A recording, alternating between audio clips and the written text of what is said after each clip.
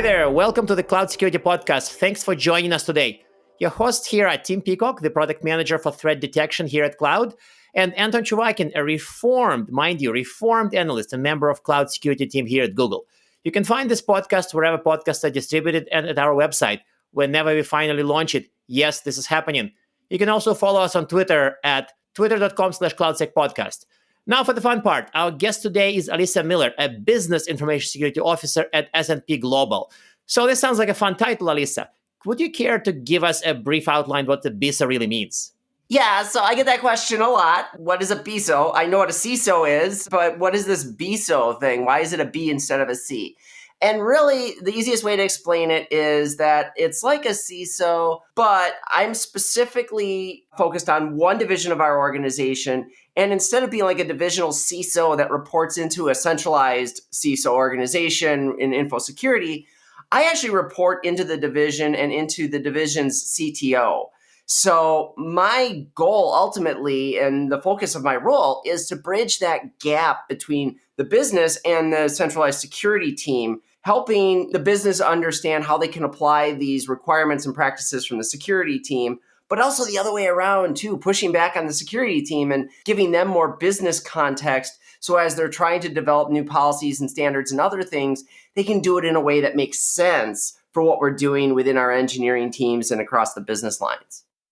Okay. That actually does make sense. And I wish more large global federated companies would have that, because it sometimes the team is kind of confused about this whole central, decentralized, centralized requirement. So I think to me that makes sense. So we wanted to hit on the topic of application security in the cloud, because I do see a fair bit of confusion in the industry about whose responsibilities are those, how to fix problems. So in your opinion, Alyssa, how do application security practices change as organizations launch their cloud transformation, cloud migration efforts? What changes and how? Well, so you touched on one already, right? The responsibility really begins to shift. As security people, we've been talking about push left for years, probably better than 2 decades, I think, trying to get devs to take on more responsibility for security and get them to understand it from a secure coding practice. But when we start moving into these cloud native technologies and we start expanding into things like infrastructure as code, or then we get into containers and even now, functions as a service, and all these things are defined in code. So suddenly our developers have a lot more responsibility across more than just the software that they write. And you've got now our infrastructure teams have really shifted, right? We're launching SRE teams who now kind of seem to manage the bulk of the infrastructure, if you will, in our cloud environments. But that infrastructure, again, could be Lambda, it could be Kubernetes and Docker, it could be EC2 instances running whatever flavor of whatever operating system. So from an application security perspective, first of all, that means that responsibility has to lay across all of those teams. So when we think like DevSecOps, for instance, which is so often a part of people's cloud transformation, that speaks right to that. We need those SRE teams to understand information security. They need to understand app security. They need to understand infrastructure security. We need the devs to be a part of it. And we need security to become a better part of the development process. Security can't be this gate anymore that slows us down. And instead, it's got to be something that's well integrated. So with all these challenges of new technologies and faster development and faster deploys and different ways we build that up, that's the biggest change. Is everybody has to be a part of it. And that's where a lot of those transformations really struggle, is how do we bridge application security across all of these disciplines? So let's imagine the case where we fail to do that, and we just do a big old lift and shift of somebody's big fat complex application to somebody else's IaaS. What are the bad things that happen there? How does that go wrong? Well, inevitably, you just end up with configuration issues. No matter how much we think cloud is going to secure us, and honestly, I tend to see more with the organizations that do a straight lift and shift and forklift bare metal servers into EC2 or something. That's where we see most that attitude of, oh, well, it's in the cloud and the cloud provider is going to secure me. So Google or AWS or Azure or whoever, they're going to make sure that I'm safe and secure. And so we miss a lot of the really simple configuration things that create a lot of vulnerabilities. And then from the application side, you're in a whole new environment where networking is a little different, right? You launch your virtual private cloud, And the communication isn't the same as what we're used to in normal environments. And so it creates new vulnerabilities or new attack vectors that if we're not aware of and we're not testing for in our application security processes, we tend to miss those things. And so what you see is this real explosion. And then you get a lot of finger pointing, right? When there's vulnerabilities everywhere, nobody's fixing them, everybody's pointing at everybody else. Is it the cloud provider? Is it infrastructure? Is it the development team? Who's supposed to be responsible for fixing this? Because you never really laid it out and you didn't look at what it was going to be. You just picked up in an environment and threw it into somebody else's data center. You touched on something fascinating, which is sometimes people don't trust cloud security, and then sometimes people trust it too much and make crazy assumptions. Like sometimes people would think in the morning, no, I'm not moving to the cloud. It's not secure. And in the evening, they're like, I moved the app to the cloud. Cloud provider is taking care of it. It's all secure. So I've seen it happen literally like a schizophrenic switch of a mindset from like, no, it's bad security. Oh, no, it's completely secure. So I don't know like how people actually process it in their brains. People look at cloud and unfortunately we did everybody a disservice, right? How many times have you seen the meme, the cloud is just somebody else's computer? So great, our management thought that like, oh, I can just put my stuff to run on somebody else's server and they're gonna manage it. And so a lot of these organizations never really sit down to think about cloud is a completely different world. You're not co-locating a data center here. You're actually managing a completely new environment that operates in completely different ways. It is not the equivalent of your bare metal server just sitting in somebody else's racks. The thing that brought me to Google was this, like generational shift in how we think about computing. And it's a bummer to me that we're not thinking about it that way. Did we get this wrong last time we had generational shifts in computers? Like, did mainframe admins start thinking PCs were just mainframes under a desk? Like, did we screw it up before, or is this time different? Oh, we screwed it up before. We screwed it up in different ways. I mean, I can tell you because I lived through a lot of that. I mean, not the early days of shifting, but I go back to my earliest days as a programmer, and I was working in financial services at that time too. Funny how that came back around. And there I was just actually tweeting about this the other day. We had two sets of system admins. We had the mainframe, which was, your OS 390s, your MVS, your VMS, and that was what they managed. And then you had the quote unquote open systems support, which referred to anything that they could run on commodity hardware. So basically Solaris and Windows in our case. And those people that were dealing with mainframe, like they didn't want to touch that open system stuff. They didn't want to touch Windows. They didn't want to touch Unix because it was all big and scary. And so they understood it was different. But then on the flip side, you had all the people who that was all they ever knew who were like, hey, but this is so much better. It's greater. Look at all the cool things we can do. We knew how to do security in a rack F world, right? On the mainframe. We understood that. It was so different when we moved to Unix servers or we moved to Windows servers because we lost a lot of the granular control we had and we gained a lot of features and privileges and things that, quite honestly, even initially Windows didn't give you the ability to really manage privileges for. And so we screwed it up then too. It was just very different because there you had everybody assumed that their thing was the greatest thing. And, we knew they were completely different and we didn't care. And so that caused its own problems. Yeah, and this reminds me, by the way, when you brought up the whole somebody else's computer bit, like I tend to get pretty aggravated when I hear this because sometimes I'm like, okay, here's serverless. Tell me how is it somebody else's PC or somebody else's Unix box? Like, no, come on, tell me. Tell me how this function is just somebody else's Solaris machine. Please tell me. I mean, it's impossible. So to me, this is why, the appsec presumably changes when you depart from the world of yours or somebody else's computer and you come into the world of containers, serverless. Presumably, you cannot do code review sometimes. Testing is different. So what else is different with appsec in those environments? First of all, what do you even define as an application? Right? You just touched on it. Like, I've got functions. That's not a server. That's not an app. That is this ethereal little component. Like things that I used to define in an object or a class are now like functioning objects in my infrastructure. That's such a weird, mind-blown thing right there. And so how do you even define an application? Well, you can say it's source code. Well, does source code include YAML and Terraform and all the other stuff you're doing? Because you should really be looking at that too, because all that plays into it. If you've got a configuration issue, someone launches an S3 bucket that's, not being encrypted or they've left it open to the world. Well, whose fault is that? Who's supposed to support it? Is that application security? Is that your infrastructure team?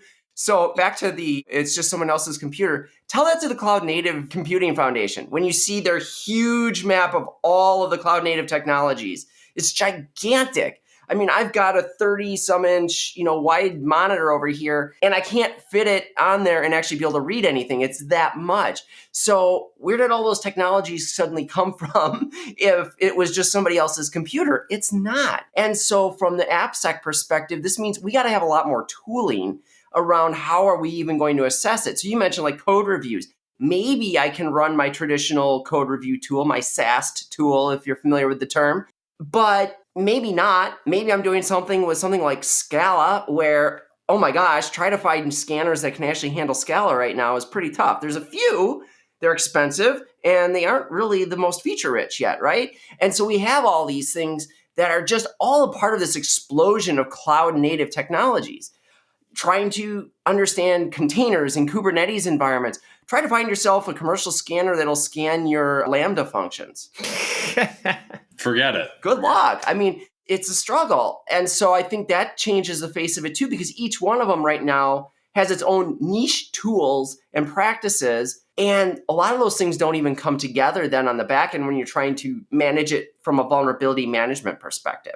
Like I'm getting vulnerabilities from some tools that work in real time, that are monitoring my cloud configurations. But then I got other tools like my code scanners and my dynamic application security testing tools that are point in time when I run them. And I'm getting those. And when am I getting those results? And how do I correlate those to what I'm seeing from the cloud? And then I've got container scanners that are scanning my container images. And that's a whole other set of vulnerabilities. So it's just the complexity of cloud. And I know this sounds like a cliche and kind of a duh, but AppSec in the cloud is so much more complex than it ever was when we were running everything on-prem and we just had to worry about, we wrote this web app, we need to test it. That was easy compared to what we're doing now. And we couldn't even do that well. So there's a lot of challenges. All those challenges. One thing you mentioned is, real-time scanning of infrastructure for vulnerabilities. Is that a case of good news? Is there good news of how we can actually be more secure in cloud compared to an on-prem? Oh, for sure. Yeah. There's so much that we can do now in cloud that we couldn't do before. It just takes being coordinated about it. So yeah, you mentioned cloud configuration tools. I mean, we have tools at S&P where, they run real time. Anything gets introduced to the cloud environment, if it's not configured properly or, it's got some insecure configuration, immediately that becomes an alert. Now, you would hope you find those things in the dev environment. So hopefully you've got that same tooling. You got your dev environment in one cloud environment, and then you've got a separate prod, and you catch it in dev before it hits prod. But you've got that tooling. You have this ability that, yes, your containers are defined in files. So instead of having this server with operating systems and everything else that all had to be understood and patched and everything, we still got to do that patching. It still happens. But it's easier to analyze it because I can feed that into a container tool that just pummels through that in minutes and provides me, hey, you know what? You're running this old version of Java, or hey, you've got this particular base image that's got a bunch of vulnerabilities, but if you upgrade to this base image, you'll be okay. So not only our ability to identify the vulnerabilities is much quicker, but we can also fix them a lot faster. I mean, think of how easy it is now to take a container image that's got vulnerabilities, update a base image, update maybe some of the other aspects of that container, and just relaunch that. You don't have to take the environment down. You don't have to plan for some major weekend upgrade. Once you've tested all of it, you go out there, you deploy your new image, you deconstruct one cluster at a time, and up come the new ones immediately, and you got, the fix already introduced. So the hard part of it definitely is not tooling. We've got great tooling that really helps us. It's just how do we coordinate it on the back end? So it's very much more a process issue. It's kind of a big good news and occasionally big bad news when people really come to the cloud with very much on-prem thinking, and they kind of try to shove the on-prem thinking into the cloud, then bad news mostly happens. But if they adopt the practices in the tooling, then we sort of have the good news shine. I mean, maybe this is my unscientific summary. No, absolutely. That's very true. Let's try to touch on the other domain of cloud is, of course, the SaaS tools. Like there are a lot of discussions about the typical enterprise using, 50, 60, 70, 500 different software as a service tools. And of course, there you don't even have the code to scan and you haven't built the app. So Is there anything that we can do to improve the AppSec of somebody else's SaaS? We can VA scan their IPs, but I think that's kind of pathetic, right? And they get kind of upset when you do that. They generally don't like that. I don't know why, but I mean, I get yelled at if I do it. So, and SaaS, it comes down to the same thing it always has. Even with commercial off-the-shelf tools that we would install, in an on-prem environment, there, I guess you could test it if it was in your own environment. But yeah, now we're using it in somebody else's. So you can't do the same things we'd like to. And this is where it really comes down to governance. Yeah, I know that's a dirty word. Anytime I say that in front of developers or security people, they all cringe and shiver and sometimes go into convulsions. But really, you have to have strong third-party management in your organization, and that falls to a governance perspective. What are we doing with our third parties to make sure that we, on the way in the door, understand their security practices and make that meaningful? I mean, we can send them a questionnaire and they can bend the truth. They can just outright lie to us. How do we verify any of that? Do we have right to audit clauses? And honestly, I can't stress that enough. If you're going with a SaaS solution, you should be demanding that you have the ability to test their environment once a year or something, that they provide you with that capability. Or if they're really not going to give you that, at minimum, they should be providing you very detailed updates on what their security posture is. So if they have a pen test, they should be providing you some level of pen test results. I'm not saying they should give you the deep, dirty details of their report. I get why they're defensive against, hey, here's how to hack our system in one, 40-page document. But they should be giving you some level of not only, here's the vulnerabilities that were found, here's our remediation plan, here's when they're going to be fixed, here's the releases they're planned for. This is a partnership when you enter into a SaaS tool like that. If you're going to use software as a service, you're in a partnership with that organization because you're both, quite honestly, in many cases, responsible for each other's security. So working together, having that visibility and that transparency has to be a part of your contracts. And then the last part of that, of course, is what happens when contract renewals come up?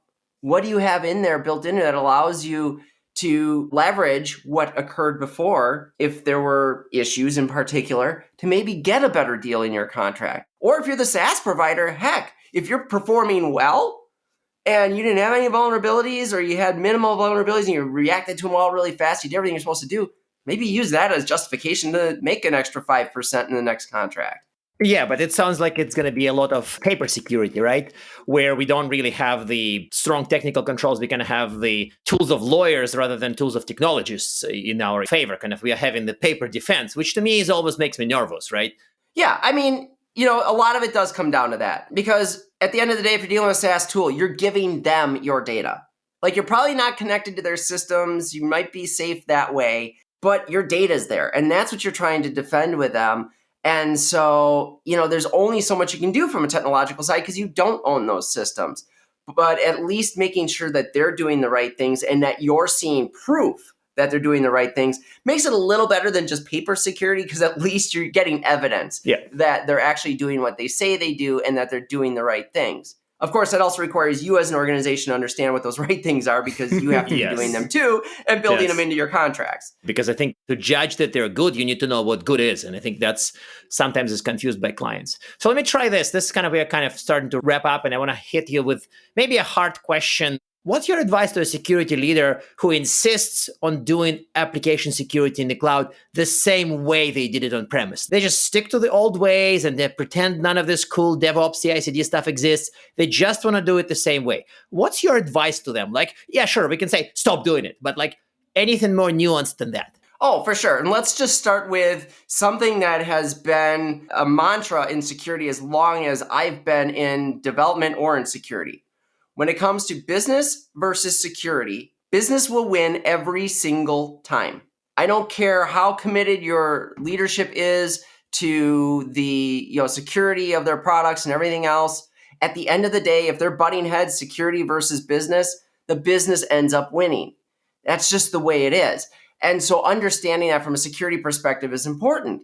Where I think security people struggle is they still think in this idea, I mentioned it before, of building gates into the process. Well, the problem with building gates is, of course, as we know, every gate you put in somebody's way, especially when you're talking to developers and engineers, they're going to find a way to right around it, right? I mean, that's what they do. And gates are just this thing that create friction. And so if we're talking, for instance, like a DevOps CI/CD type pipeline, things that stop the pipeline or worse yet, push it backward, those are the things that really threaten to just destroy the pipeline. They go against everything that CI/CD stands for. And so if you introduce that as your security practice, your devs are just going to work around it. They're going to do the bare minimum.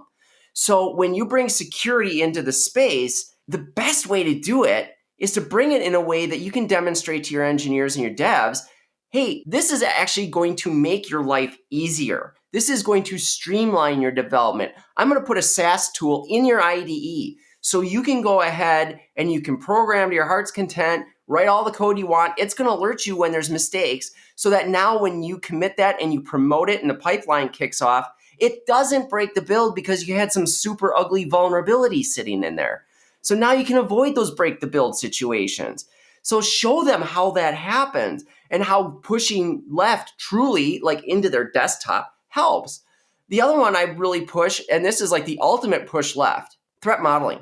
Mm-hmm. And I know there's a big ugly word, right? That takes forever. We have a whole episode on it. Forget about this idea of we're going to, draw a huge diagram of our system and talk about all the possible threats.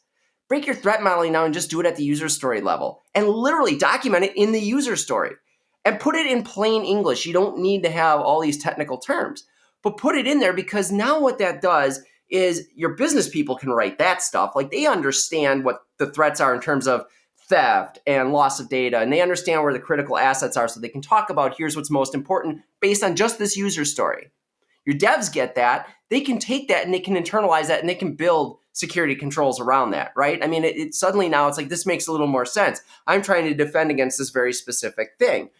Okay, so they can build that in, but now you've got that documented so you can also know what you're testing for. So if you're trying to do CI/CD, CT, continuous testing, now you can start to automate those test cases or at least prioritize which automated test cases you need based on the user story. And then when you get all the way to production, your SREs have information that they can leverage to build better monitoring because they know what the main threats are. They know what the attack vectors are from that threat modeling information you did way back in the user story, and they can build that into their tools. So now you start to show them, here's how this makes your life easier. You don't have to go through big design for security. You're not going to have all the vulnerabilities you had because you're accounting for this from the start. It makes it easier for you to sit down and just build these things because you've already got it documented. And that one step you did back at this user story flowed through the entire process and made everything easier for you.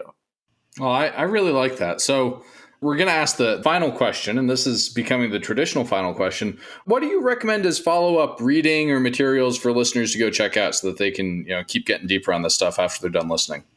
Oh my gosh. Anything that you can do to start to dig into cloud security. I think I saw Google was offering some cloud security training right now for free. Yeah. Do look at the cloud security training out there right now because even if you're a dev, it's so in demand that devs come in with that ability. It gives you, if you want to look at maybe pivoting into a security role, I mean, people are dying for anybody that knows cloud security. And there's a lot of information out there right now from the cloud providers on how to secure their networks. People just aren't reading it or they're not understanding it. So that's where I tell people to really dig in. The other one is just, I love reading DevOps.com. They've got their DevSecOps section of that. And I go in there a lot just to read through, see what people are talking about. And you can go back to the other DevOps sections and you get a lot of really unique perspectives out there. And there's a lot of discussion, again, about security mistakes and security strategies. That's one website in particular that I really love.